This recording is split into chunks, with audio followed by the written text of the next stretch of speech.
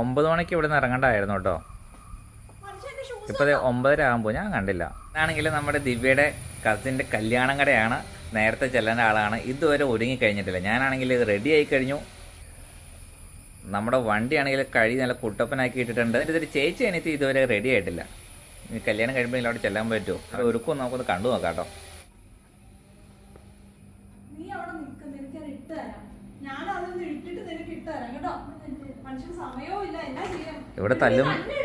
ഇവിടെ തല്ലും പിടുത്തം ഉണ്ടാക്കുന്നല്ലോ. പോണ്ടേ? ഇത് എന്നാ ഇത്?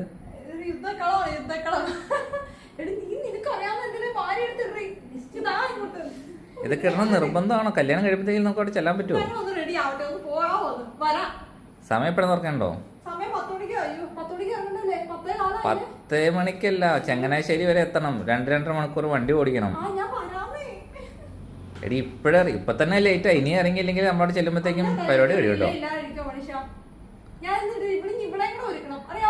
എനിക്ക് കുഴപ്പമില്ല. ഞാൻ അളിയൻ്റെ അടുത്ത് പറഞ്ഞ് ഞാൻ അളിയനോട് പറഞ്ഞ് ഞാൻ എസ്കേപ്പ് ആവും. നമ്മൾ ഭക്ഷണം കഴിക്കുന്ന സമയത്തൊക്കെ കണ്ടാൽ മതി. പക്ഷെ പെങ്ങൾ അങ്ങനെയല്ലല്ലോ. നേരത്തെ കാലത്തൊക്കെ അവിടെ ചെല്ലണ്ടേ? ആ അളിഞ്ഞിരിക്കണ അളിയത്തി നേരത്തെ അല്ലണ്ടേ? കുറച്ച് ഇങ്ങോട്ട് ഇട്ട് കൊടുക്കാം. അവൾ എത്ര നേരം വെയിറ്റ് ചെയ്യണം? 2 ഒന്ന് പെട്ടെന്ന് റെഡി ആയിട്ട് വാ. ഇവിടെ നിന്ന് കഴിഞ്ഞാൽ എനിക്ക് മുട്ടമണിയായി. ഞാൻ പുറത്തേക്ക് പോകണേ. അവരായി അവരുടെ പാടായി. ഇവിടെ ഇട്ട് ഉരുട്ടിക്കൊണ്ടിരിക്കണോ?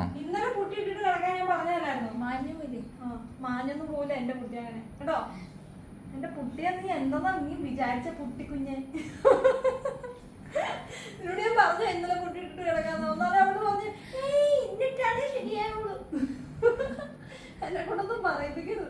10 മണിയൊന്നും 10:30 ഇത് ഉരുട്ടി വരുമ്പോഴത്തേക്ക് അവിടെ ചെല്ലുമ്പോഴത്തേക്ക് ആട് കിടന്നത് പൂട പോലും കാണില്ല കേട്ടോ. ഇവളുടെ അല്ല കല്യാണം. 10ാം ക്ലാസ് കഴിഞ്ഞാൽ കൊച്ചിനെ പിടിച്ചിരുന്ന് ഇപ്പൊ കെട്ടിക്കാൻ പോവാണ്. നേരത്തെ കാലത്തൊക്കെ എണീറ്റ് ചെയ്യണ്ടായിരുന്നോ? ഞാൻ പറഞ്ഞ കൂർക്കം വലിച്ച് കിടന്ന് ഉറങ്ങുവാള്. എന്നിട്ട് അവള് 5 മിനിറ്റ് മുന്നേ വന്നേക്കാം. എന്നെയും കൂടി റെഡിയാക്കാവാ? മേക്കോന്ന് പോയി കഴിഞ്ഞാൽ എല്ലാരും എന്നോട് ചോദിക്കത്തില്ലേ, ചേച്ചി വലിയ മേക്കപ്പ് ആർട്ടിസ്റ്റ് വന്നിട്ട് അനിയത്തി എന്നെ ഒരുക്കാത്തെ ചോദിക്കാം. കൊലൊക്കെ ഉണ്ട് കയ്യിലുണ്ടോന്ന് വാ ഒന്ന്. എല്ലാം എടുത്തോ നീ? വെള്ളം എടുത്തോ? വെള്ളം അടിച്ചേക്കുന്നു. എന്റെ ഷൂസ് ഒക്കെ എവിടെയാണോ? ആ വീടിന്റെ അകത്ത് ലൈറ്റ് ഒക്കെ ഒന്ന് ഓഫ് ചെയ്തിട്ട് ഇറങ്ങിയോ?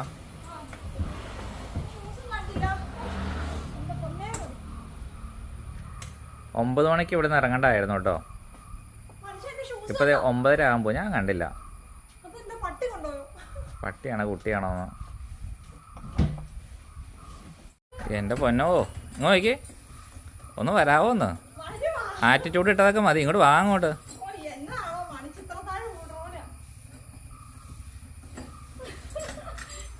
കൂട്ട് വീണോ?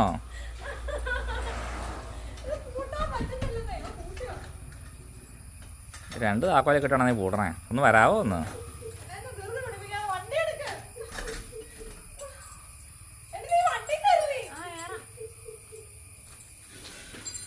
അടിപൊളി വരണ്ടല്ലോ വെച്ചാണി.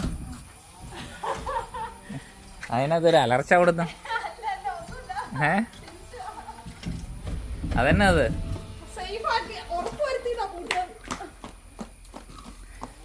നിലവിളി ശബ്ദമിടൂ.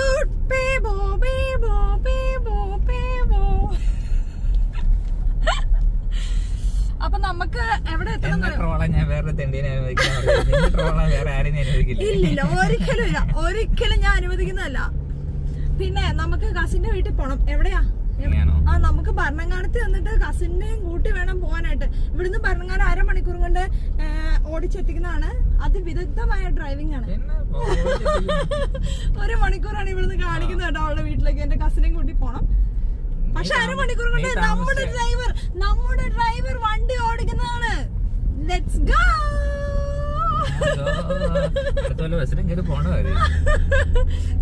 താമസിച്ച ടൈം മൊത്തം ഞാൻ ഓടിയ റോട്ടുകളുള്ള ക്യാമറ എല്ലാം വെച്ചേക്കണു. അതൊന്നും വിഷയല്ല.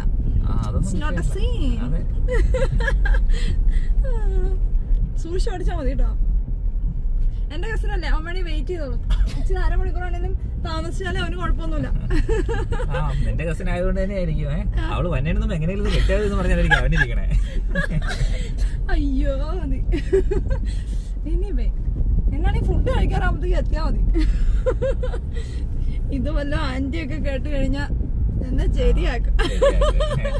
കറക്റ്റ് കുർബാന പള്ളി തുടങ്ങുമ്പോ നമുക്ക് ചെല്ലണം കേട്ടോ. ഫാസ്റ്റ് ആയിട്ട് വണ്ടി.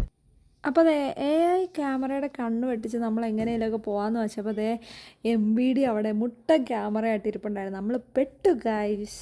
അപ്പം നല്ലൊരു തുക എന്താണേലും അടിച്ചു കിട്ടിയിട്ടുണ്ടാവും. എത്രയാണോ എന്തോ വരുന്നുണ്ട് കേട്ടോ. വളരെ ഹാപ്പിയായി. ഹാപ്പിയായ എത്ര 1500. അപ്പൊ രാവിലെ തന്നെ ഫൈൻ അടിച്ചല്ലോ. ഒറ്റടി ഞാൻ അടിക്കോട്ടെ. രാവിലെ തന്നെ നേരത്തെ ഇറങ്ങടി എന്ന് വീട്ടിൽ നിന്ന് ഞാൻ പറഞ്ഞോണ്ടിരുന്ന അന്നേരം അവളെ ഒരുങ്ങി 1500 രൂപ ഉണ്ടായിരുന്നു. എന്തൊക്കെ ചേർന്നു 1500 രൂപ ഉണ്ടായിരുന്നെങ്കിൽ ഇത് നിന്റെ ഗൂഗിൾ പേ ഞാൻ എടുക്കും. ഗൂഗിൾ പേ ഉള്ളത് അങ്ങനെ 87 കിലോമീറ്റർ. 87 കിലോമീറ്റർ.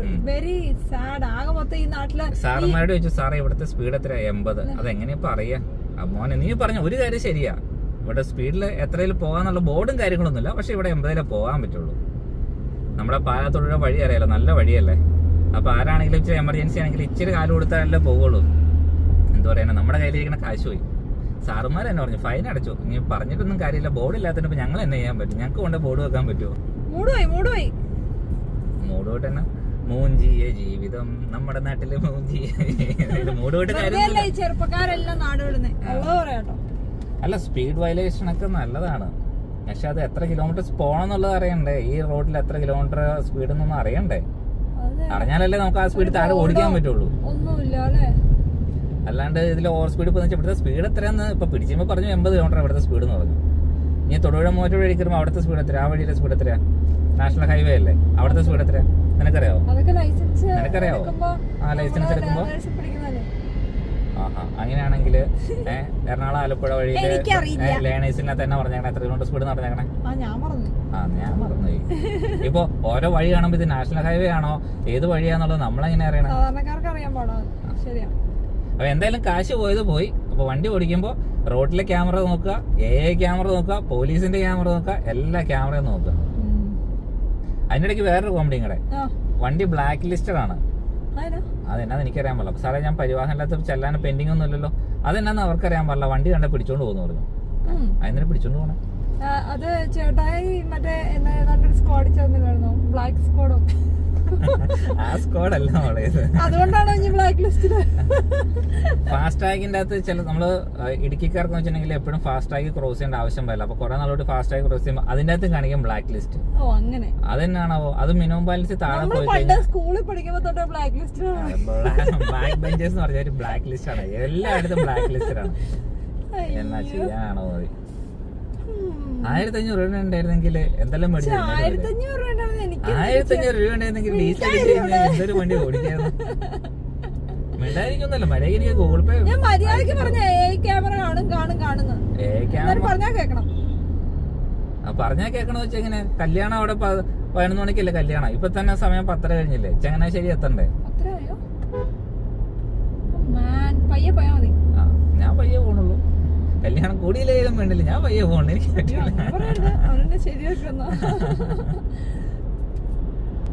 റോഡില് വണ്ടി ഓടിക്കാൻ പറ്റാത്ത അവസ്ഥയായിട്ടുണ്ട്.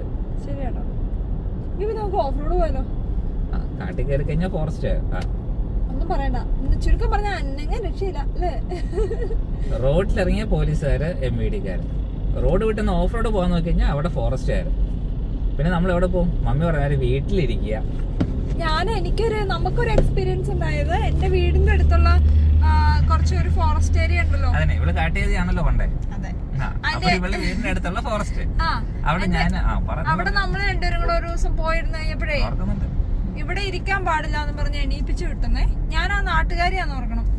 പക്ഷെ നമ്മുടെ വീടിന്റെ അടുത്തുള്ള ഒരു ഏരിയയിൽ നിന്ന് പോലും നമുക്ക് ഇരിക്കാനുള്ള റോഡിന്റെ തൊട്ട് സൈഡിൽ ഒരു പുഴ ഒഴുകുന്നുണ്ട്. ആ പുഴയുടെ സൈഡിൽ ഒരു 50 മീറ്റർ നമുക്ക് കാണാം. പുഴ റോഡിൽ കൂടെ പോകുന്നത് നമുക്ക് റോഡിൽ നിൽക്കുമ്പോൾ പുഴ പോകുന്നത് കാണാം. അതിന്റെ സൈഡിൽ ഇരുന്നപ്പോ ഫോറസ്റ്റ് പറയാം ഇത് ഫോറസ്റ്റ് ഏരിയ, ഇവിടെ ഇരിക്കാൻ പാടില്ല. അന്ന് ആ ഫോറസ്റ്റിന്റെ അകത്ത് ഒരു വന്യജീവി ഇല്ല, ഒരു സംഭവം ഇല്ല. അവിടെ ആപ്പാട് തേക്കും കൂപ്പാണ്. ഫോറസ്റ്റുകാരെ കുറെ തേക്കും കടി. ഇനി അടുത്ത സ്പീഡ് ക്യാമറ. എല്ലാ ക്യാമറ കാണുമ്പോൾ മനുഷ്യനെ കിളി പോവുക. ഈ ക്യാമറ ഉള്ള കാര്യം കൊണ്ട് ഗൂഗിൾ മാപ്പിൽ ഇനി പറയുമായിരുന്നു. പ്രത്യേകം ശ്രദ്ധിക്കേണ്ട കാര്യം, റോഡിന്റെ സൈഡിൽ നിന്ന് മൂത്രം ഒഴിക്കുന്നവരെ പ്രത്യേകം ശ്രദ്ധിക്കുക. ക്യാമറ എവിടെയൊക്കെ വെച്ചിട്ടുണ്ടെന്നുള്ളത് ഒരു ഐഡിയ ഇല്ല കേട്ടോ.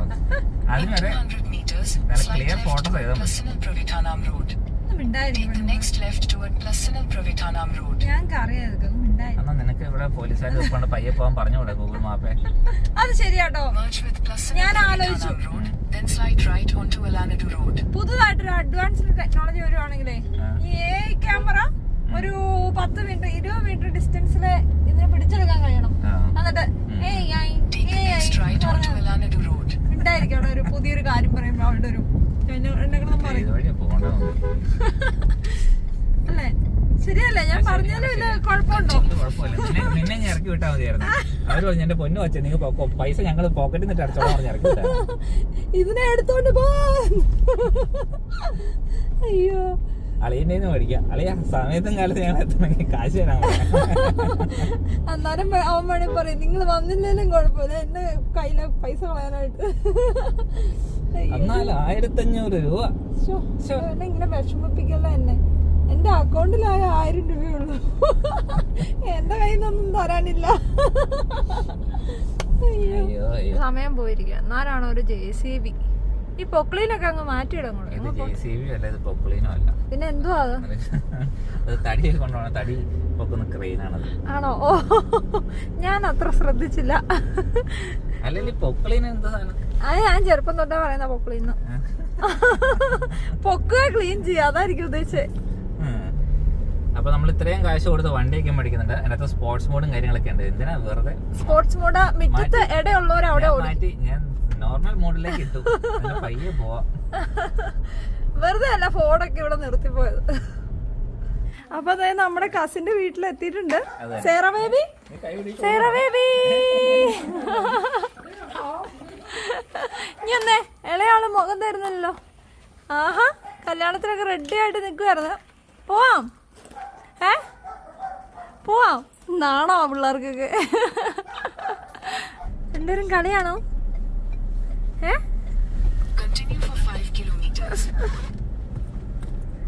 അപ്പൊ ഞാൻ ക്യാമറ ഓൺ ആക്കിയപ്പോ അവരുടെ കളി നിർത്തിയിട്ടോ. നല്ല പിള്ളേരായിട്ടിരിക്കോ?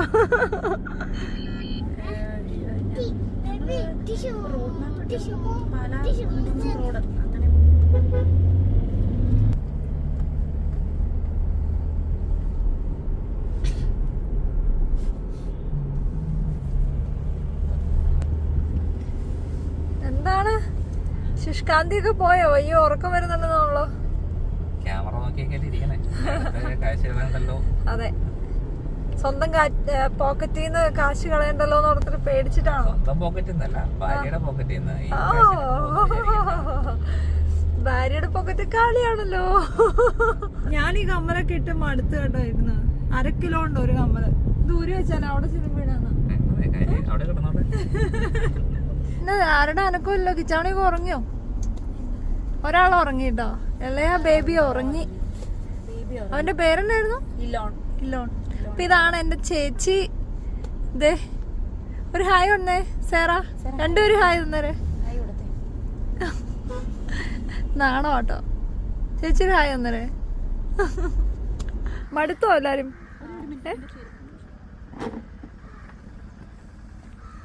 സേറ ബേബി നോക്കി മേക്കപ്പ് ഒന്നും പോയിട്ടില്ല. ഇവിടെ മേക്കപ്പ് ഒക്കെ ഇച്ചിരി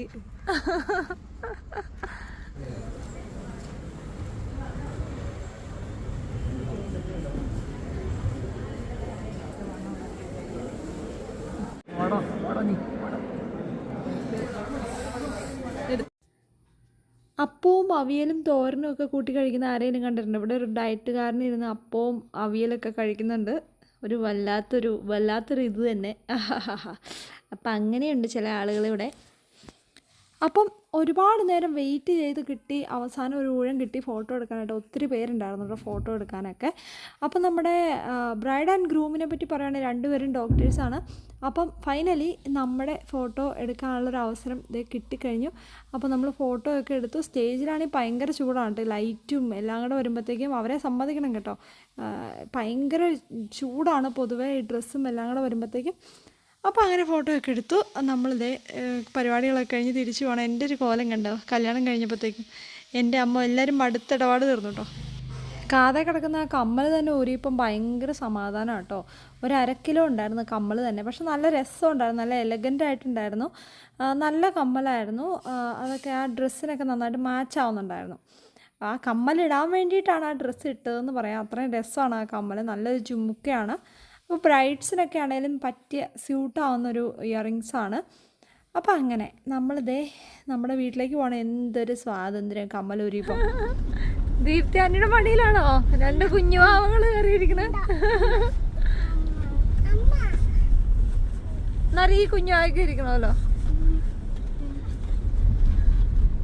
എല്ലാരും അടുത്ത് വർഷം കിട്ടുന്നേ ഒരു കല്യാണം കൂടാൻ പോയതാ. അതല്ലേലും സദ്യയൊക്കെ കഴിച്ച് കഴിയുമ്പോഴത്തേക്കും പിന്നെ എല്ലാവർക്കും ക്ഷീണമായിരിക്കുമല്ലോ. സദ്യ കഴിഞ്ഞാൽ പിന്നെ ഉറങ്ങണം എന്നൊരു ഒറ്റ ചിന്തയായിരുന്നു എനിക്ക്. എനിക്കാണെങ്കിൽ തിരിച്ച് ഇത്രയും ദൂരം ഈ റോട്ടിൽ കൂടെ വണ്ടി ഓടിക്കണല്ലോ എന്നുള്ള ടെൻഷൻ ആയിരുന്നു. അതിനെ പോലെ അല്ലേ ക്യാമറ മേടിച്ചിട്ടേ എവിടേക്കാ ക്യാമറ, ഓരോ റോഡിൽ എന്തൊക്കെയാ സ്പീഡ് എന്നുള്ളത് എങ്ങനെ നമുക്കറിയാനാ. ഇപ്പൊ അവിടെ പിടിച്ചപ്പോഴാണ് അറിഞ്ഞത് നമ്മുടെ വണ്ടിക്ക് ഇതിനു മുമ്പ് എവിടേക്കോ ഫൈൻ വന്ന് കിടപ്പുണ്ടെന്നുള്ളത്. ഞാൻ അത് ചെന്നിട്ട് നെറ്റിൽ നോക്കണം. അന്ന് ഞാനാണ് ഇവളാണോ വണ്ടി ഓടിച്ചത് എന്നുള്ളത് കൂടെ നോക്കണം. എന്നിട്ട് വേണം ആ ഫൈൻ ആരടക്കണം എന്നുള്ളത്. ഞാൻ ഒരിക്കലും ഓവർ സ്പീഡിൽ വണ്ടി ഓടിക്കാറില്ല. ഓവർ സ്പീഡിൽ വണ്ടി ഓടിക്കാറില്ല. ഓവർ സ്പീഡിലല്ലല്ലോ ഇതൊന്നും പോണേ. അല്ല നമ്മുടെ ന്യായം സ്പീഡ് അവർക്ക് ഓവർ സ്പീഡ് ആവും. 6 ഗിയറും 3200 cc എഞ്ചിനും 10-200 bhp 500 ടോർക്കൊക്കെ തന്നിട്ട് ഒരു 80 കിലോമീറ്റർ 90 കിലോമീറ്റർ സ്പീഡിൽ ഓടിക്കാൻ പാടില്ലെന്ന് പറഞ്ഞാ എന്നായിക്കണേ. അത് ടൗണിൽ കൂടെ ഒന്നും അല്ലാട്ടോ, ഫ്രീ വേഗതയാണ് കാര്യം പറയണേ. എന്നാ ചെയ്യാനാ. അപ്പൊ എന്നാ ചെയ്യാൻ. ഇനി എങ്ങനെ ഉണ്ടായിരുന്നു കല്യാണമൊക്കെ കൂടി കഴിഞ്ഞ അടുത്ത് മോശം കേട്ടോ. ചൂട് ഇനി കല്യാണം കഴിക്കുന്ന ഒരു പ്രത്യേക ഒരു സജഷൻ കൂടെ ഉണ്ട്. അല്ല AC ഓഡിറ്റോറിയത്തിനല്ല, ഫുഡും കൂടെ കഴിച്ചു കഴിഞ്ഞാൽ ഒരു പായം തരണം കൊടുക്കേണ്ടതാണ്. അതെ എല്ലാരും ഉറങ്ങി. എന്റെ അമ്മ എനിക്ക് അറിയാൻ പാടില്ല, എനിക്ക് ഉറക്കം വന്നിട്ട് പോയായിരുന്നു. കിച്ചാവണി വായം പൊളിച്ചായിരുന്നു ഇറങ്ങിയത്. കിച്ചാവണിന്റെ മടിയിൽ പിന്നെ കൊച്ച് അവനുണ്ടായിരുന്നോണ്ട് അവർ രണ്ടുപേരും കളിയും ചിരിയൊക്കെ ഇട്ടിരിക്കുകയായിരുന്നു. അപ്പൊ ഇന്നത്തെ വീഡിയോ വൈൻഡ് അപ്പ് ചെയ്യാണ്. എല്ലാരും കണ്ടാൽ തന്നെ അറിയാം, എല്ലാരും പരിപ്പളയിപ്പോയില്ലേ. നമ്മുടെ കല്യാണത്തിന് തന്നെ ഓർക്കുന്നുണ്ടോ സ്റ്റേജിൽ നിന്നിട്ട്? എന്റെ പൊന്നെ ഞാൻ ഓർത്ത് നോർമലി എല്ലാരും കല്യാണത്തിന് ഭയങ്കര ഹാപ്പി ആണല്ലോ ആ ഒരു സ്പെഷ്യൽ ഡേയില്. പക്ഷെ ഞാൻ നോക്കിയപ്പോ ആളുടെ മുഖമൊക്കെ നമ്മളോട് ചുമന്ന് എന്നാ പറ്റി. എന്റെ മുഖത്തിന്റെ അതന്നെ, അത് നമ്മള് സാധാരണ ഇല്ലാണ്ടുള്ള കോട്ട് കൊതുകും എല്ലാം ഇട്ടോണ്ട് വേർത്ത് കുളിച്ച്. അത് മാത്രല്ല സ്റ്റേജിൽ നിൽക്കുമ്പോ ലൈറ്റിന്റെ ചൂടോ ഒന്നും പറയണ്ട. അത് ഈവനിങ് ആയതുകൊണ്ട് പിന്നെ കുറച്ച് ആശ്വാസം ഉണ്ടായിരുന്നു. എന്നിട്ട് ഉച്ചയ്ക്ക് ഇങ്ങനെ ആയിരുന്നെങ്കിൽ പറയാൻ കൂടെ വേണ്ട. ഞങ്ങളുടെ കല്യാണം രാത്രിയിലായിരുന്നു. ശരി അല്ല 4 മണിക്കായിരുന്നു കല്യാണം പോയിട്ട്. എന്നിട്ട് റിസപ്ഷൻ ഒക്കെ രാത്രിയായിരുന്നു. അതുകൊണ്ട് പിന്നെ അന്നായിരുന്നു കൊടുങ്കാറ്റൊക്കെ വന്നത്. നമ്മളൊന്നും അറിഞ്ഞില്ല കേട്ടോ. അന്ന് കല്യാണം കൂടാൻ വന്ന ആൾക്കാരൊക്കെ ഭയങ്കര കാറ്റ് പെട്ടെന്ന് വീശുന്ന ഇങ്ങനെ വാർത്തയിലൊക്കെ പറഞ്ഞു. അപ്പൊ എല്ലാരും ഭയങ്കര തിരിച്ചു പോകാനുള്ള ധൃതിയിലായിരുന്നു എല്ലാരും. എന്നാലും ഭയങ്കര ആൾക്കാരായിരുന്നു. കോവിഡിനൊക്കെ മുന്നേ ആയിട്ട്. അതൊന്നും ഇനിയിപ്പോ എന്താല്ലേ ഓർക്കുന്നേ. ഇനിയിപ്പൊ അതിനെ പറ്റി ഒന്നും പറഞ്ഞിട്ട് കാര്യമില്ല അല്ലെ. അപ്പൊ നമ്മള് വീടെത്തി. നമ്മുടെ വീഡിയോ വൈൻഡ് അപ്പ് ചെയ്യാണ്. Bye bye.